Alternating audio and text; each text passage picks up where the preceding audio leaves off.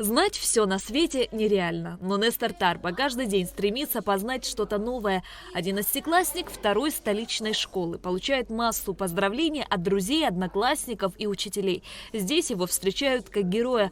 Молодой человек на днях вернулся из Москвы, где вышел в финал Всероссийской гуманитарной телевизионной олимпиады «Умницы и умники». С улыбкой на лице Нестор делится впечатлениями и эмоциями, полученными от игры. Это было, конечно, волнительно. Ты не знаешь, что будет, ты не знаешь, что будут спрашивать, ты не знаешь, насколько хорошо ты подготовился, это оценить тоже никто не может.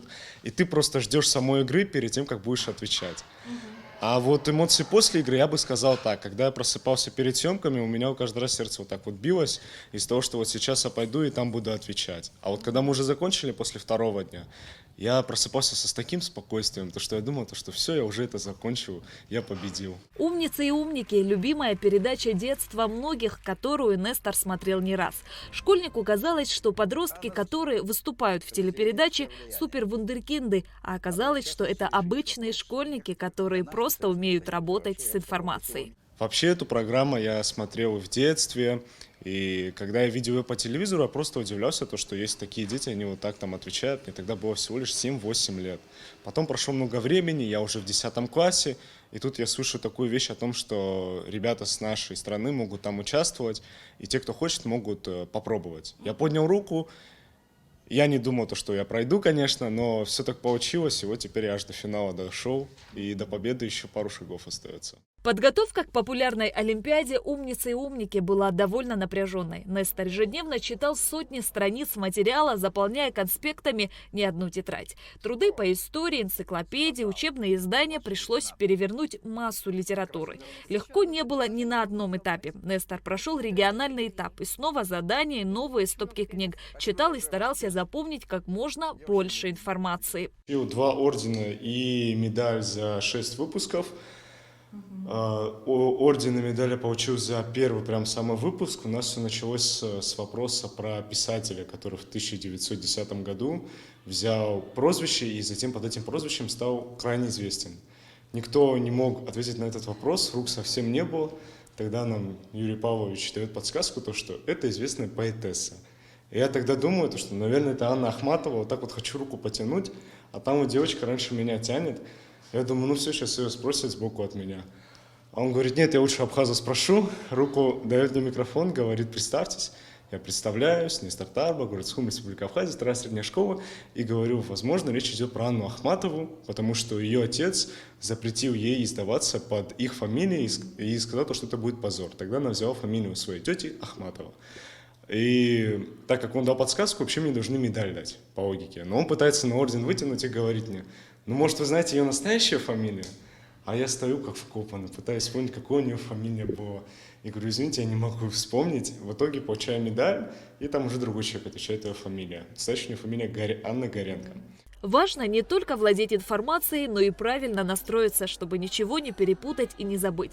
Все-таки съемки, свет софитов, камеры, да и сама атмосфера могут сбить настрой. А если судьи заметят волнение, подорвется авторитет участника. Нестор Тарба был абсолютно уверен в своих знаниях и убедителен в ответах. Активно отвечая на вопросы, он уверенно демонстрировал свою эрудицию, память, мышление и яркое красноречие. В полуфинале была объемная тема: Сергей Есенин, его окружение, литераторы и прочее, 1916-1925 годы.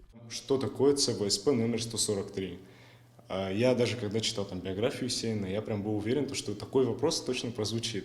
Я сразу быстро тяну руку, он меня спрашивает, что это, я говорю, ЦВСП номер 143 – это царский военный санитарный поезд, а 143, потому что в этом поезде во время Первой мировой служил Есенин в качестве санитара.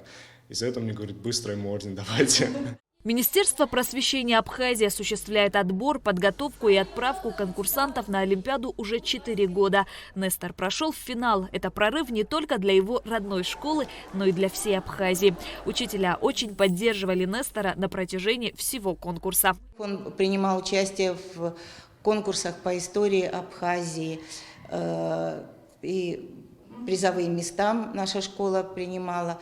По географии в прошлом году участвовал, побеждал в Олимпиаде.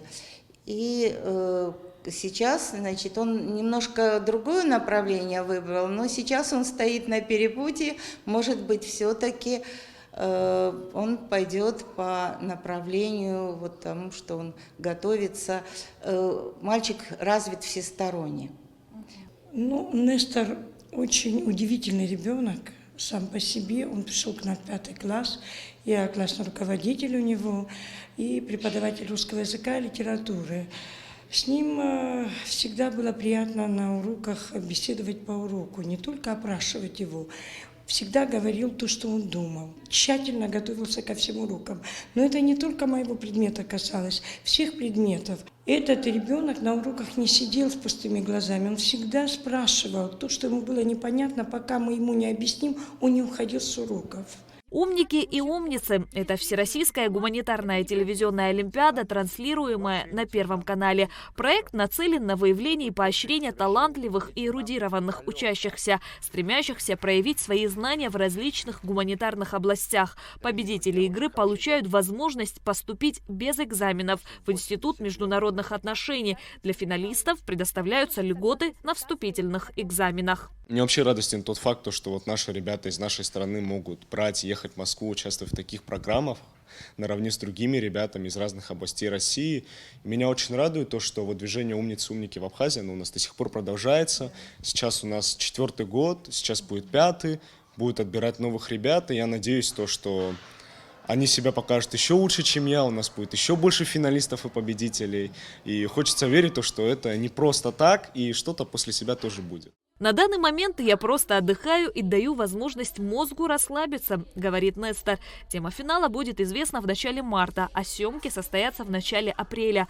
Но а нам остается болеть за Нестора и гордиться тем, как он покоряет новые вершины. Шазина Ханагуа, Инал Гвинджия, Абхазское телевидение.